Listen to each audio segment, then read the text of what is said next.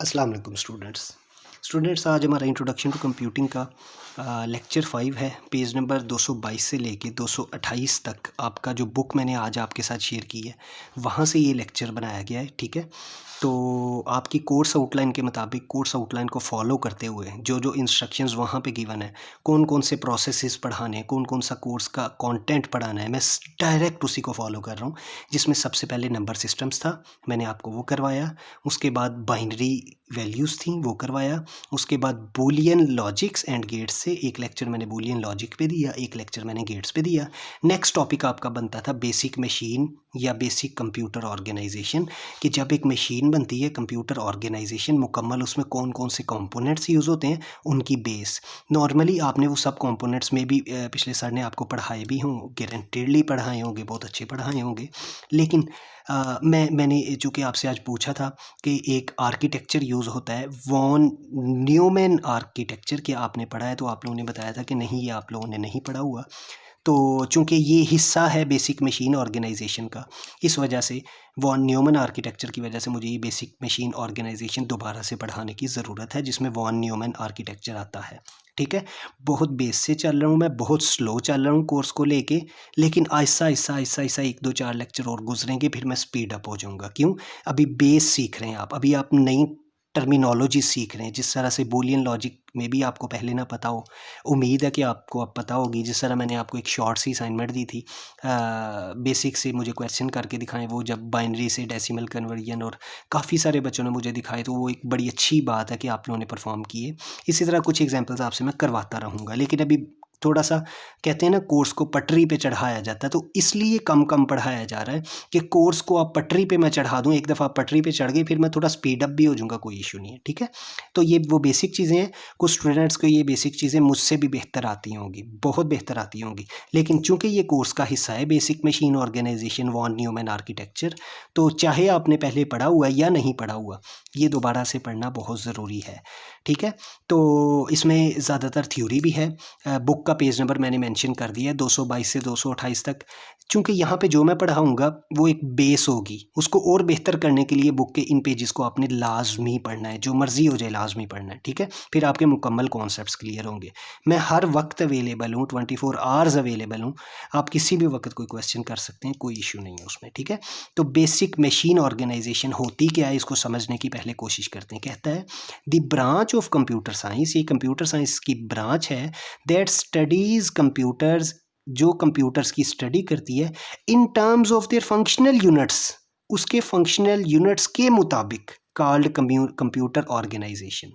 कहता है ये कंप्यूटर साइंस की ब्रांच है जिसमें आप कंप्यूटर्स को स्टडी करते हैं according to their functional units, के उनके अलग अलग फंक्शंस को पकड़ते हैं, उनके यूनिट्स को पकड़ते हैं। For example central processing unit को पकड़ते हैं और उसको समझते हैं कि वो क्या है। तो इस सारे सिस्टम को, सीपीयू को समझना, मेमोरी डिवाइसेस को समझना, अरिथमेटिक लॉजिक यूनिट को समझना, ये बेसिक मशीन ऑर्गेनाइजेशन का एक हिस्सा है। ठीक है, कहता है the structure and organisation of all modern computational devices, जितनी भी कंप्यूटेशनल डिवाइसेस हैं उनका स्ट्रक्चर और उनकी organisation are based on single theoretical model. वो किस पे बेस करती हैं? एक ही थियोरेटिकल मॉडल पे बेस करती हैं, which is called von Neumann architecture. हमेशा पेपर में डेफिनेशन पूछी जाती है कि वॉन न्यूमैन आर्किटेक्चर है क्या और उसकी मेन कैरेक्टरिस्टिक्स क्या हैं। ठीक है, सॉरी स्टूडेंट्स। अच्छा जी, तो वॉन न्यूमैन आर्किटेक्चर है क्या है?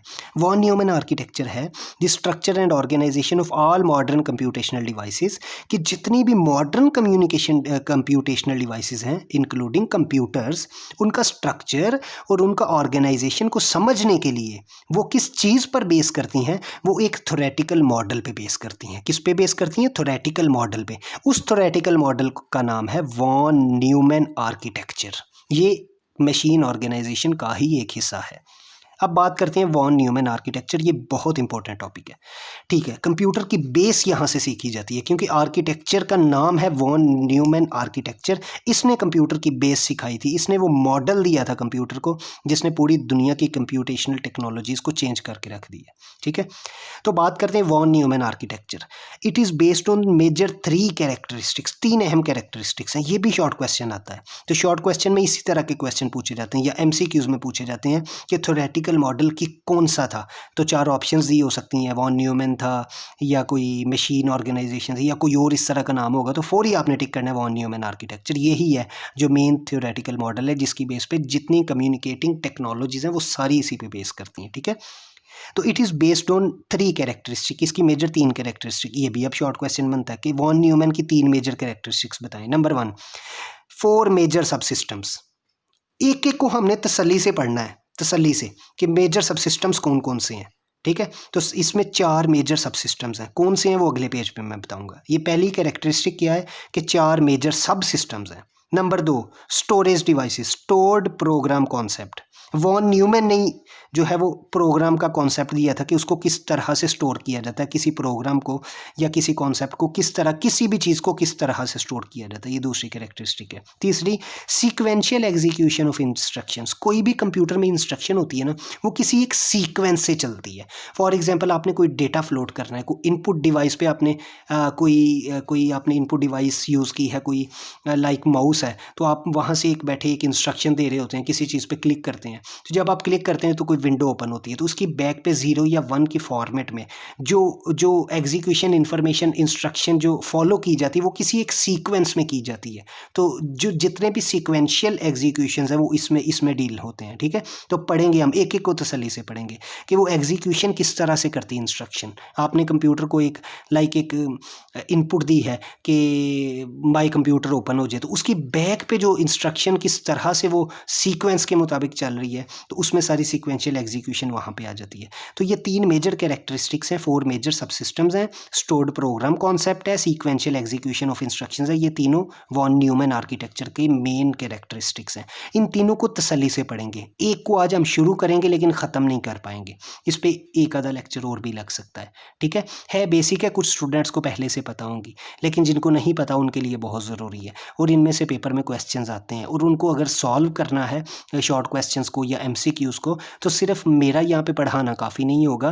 पेजेस नंबर मेंशन कर दिए मैंने, किताब मैंने आपको दे दी है, यहाँ से बेस कॉन्सेप्ट मैं आपको दे दूंगा, लेकिन बुक आपने रीड लाजमी करनी है ताकि कोई कॉन्सेप्ट मिस ना हो जाए, कोई ऐसी चीज़। और कुछ ऐसी चीज़ें होंगी जो आप मुझे बताएंगे, सर इसमें एक चीज़ मैं भी ऐड करता हूँ, सर ये वाली चीज़ भी थी, आप मुझे बता सकते हैं, मेरे लिए भी ये लर्निंग होगी, ठीक है।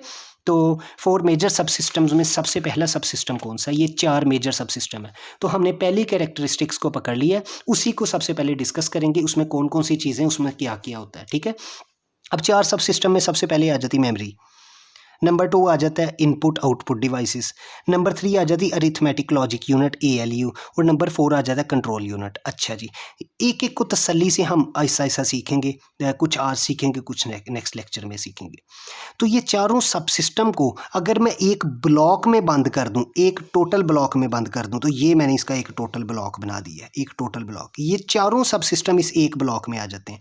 इस ब्लॉक को मैंने कह दिया है components of von Neumann architecture. यहाँ पे बनता है क्वेश्चन कि डिफाइन या describe in detail the main components of von Neumann architecture. तो ये इंतहाई इंपॉर्टेंट टॉपिक है।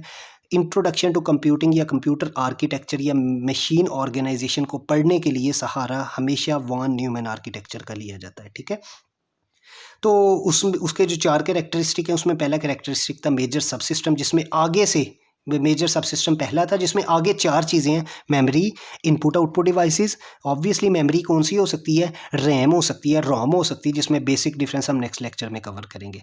इनपुट आउटपुट डिवाइसेस में इनपुट डिवाइसेस कौन सी होती हैं? Keyboard, mouse. इसी तरह से आउटपुट डिवाइस कौन सी होती है? स्पीकर हो सकता है, और इनपुट डिवाइस में जो है वो कैमरा भी आ सकता है। आउटपुट पे आपका मोनीटर पे जो आउटपुट आपको शो हो रही होती है वो आउटपुट डिवाइस है। अरिथमेटिक लॉजिक यूनिट क्या है? ये भी यूनिट है, मौजूद होता है सिस्टम के अंदर। अरिथमेटिक लॉजिक यूनिट है, आप जितनी भी मैथमेटिकल कैलकुलेशंस करते हैं कंप्यूटर के ज़रिए, जितनी भी मैथमेटिकल टेक्निक्स यूज़ होती हैं, मैथमेटिकल कैलकुलेशंस यूज़ होती हैं, वो सारी कहाँ पे हो रही होती हैं? ALU इसको कहते हैं। आइंदा मैं हमेशा इसको ALU बोला करूँगा, अरिथमेटिक लॉजिक यूनिट। और नेक्स्ट आ जाता है कंट्रोल यूनिट। कंट्रोल यूनिट आपका असल में सेंट्रल प्रोसेसिंग यूनिट होता है, ठीक है। ये दोनों उसी में आते हैं। यहाँ पे अगर आप गौर करें तो मैंने components of von Neumann architecture में एक डब्बे में इसको बंद कर दिया है, जिसमें क्या रख दिया है? मेमोरी यूनिट रख दिया है, कंट्रोल यूनिट रख दिया है, अरिथमेटिक लॉजिक यूनिट रख दिया है। ये दोनों मिलके क्या बनाते हैं, जिसको आप नॉर्मली घरों में कहते हैं सीपीयू। सीपीयू में दो चीज़ें अहम होती हैं, number 1 is control unit, number 2 is arithmetic logic unit. ये दोनों मिलके जो बॉक्स बनाती हैं, जो सिस्टम बनाती हैं, उसको कहते हैं central processing unit which is CPU. और ये भी शॉर्ट क्वेश्चन या एमसीक्यू में आ सकता है कि सीपीयू के अंदर फर्दर आगे कौन सी ब्लॉक्स यूज़ होते हैं। तो number 1 is control unit, number 2 is arithmetic logic unit. और तीसरी चीज़ आ जाती है इनपुट आउटपुट डिवाइसेस। तो असल में 4 सब सिस्टम्स हैं, तो उनको कैटेगराइज कर दिया 3 में। Number 1 is memory, number 2 is CPU, number 3 is input output devices. तो सीपीयू को आगे फर्दर 2 कैटेगराइज कर दिया, कंट्रोल यूनिट और अरिथमेटिक लॉजिक यूनिट में। ठीक है, तो ये टोटल जो मैंने ब्लॉक बनाया इसको कहते हैं components of von Neumann architecture. ठीक है, तो इसमें हर एक का अपना अपना काम है। मेमोरी वाले का काम है मेमोरी इसमें स्टोर करता है, रैम रोम के फॉर्मेट में। रैम और रोम को आगे हम डिटेल में पढ़ेंगे, कुछ डाटा इनपुट में देंगे और उसको देखेंगे कि वो स्टोर किस तरह से करता है। इनपुट आउटपुट डिवाइसेस में, इनपुट आउटपुट डिवाइसेस आपके सर ने आपको पहले भी पढ़ाई हैं, जिसमें इनपुट डिवाइसेस में माइक आ जाता है, माउस आ जाता है, और जो है कीबोर्ड आ जाता है। आउटपुट डिवाइसेस में स्पीकर आ जाता है। तो इस तरह की काफ़ी सारी चीज़ें जो आप मोनीटर आ जाता है। तो इनपुट आउटपुट डिवाइसेस पे तो मैं ज़्यादा डिस्कस नहीं करूँगा, मैं ज़्यादा डिस्कस करूँगा मेमोरी में, रैम में, रोम में क्या फ़र्क होता है, उनकी डिटेल्स पे, कंट्रोल यूनिट में क्या कुछ होता है, अरिथमेटिक लॉजिक यूनिट में क्या होता है, ये सीपीयू असल में टोटल काम किस तरह से करता है। तो आज का हमारा बिल्कुल बेस सा लेक्चर था, बिल्कुल छोटा सा लेक्चर था। मकसद ये था कि सिर्फ आपको पटरी पे चढ़ाना, वॉन न्यूमैन आर्किटेक्चर को समझना। मशीन ऑर्गेनाइजेशन में वॉन न्यूमैन आर्किटेक्चर एक अहम रोल अदा करता है।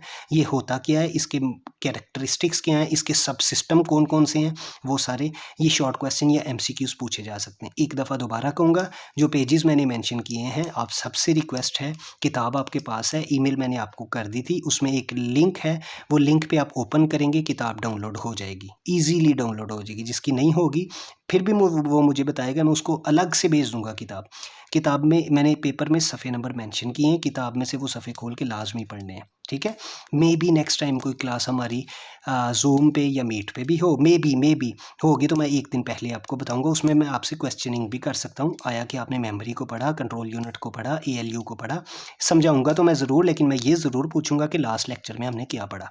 ठीक है, तो ये था आज हमारा बेसिक सा लेक्चर। नेक्स्ट टाइम हम डिस्कस करेंगे मेमोरी को अलहदा से, कंट्रोल यूनिट को अलहदा से। ठीक है, थैंक यू सो मच।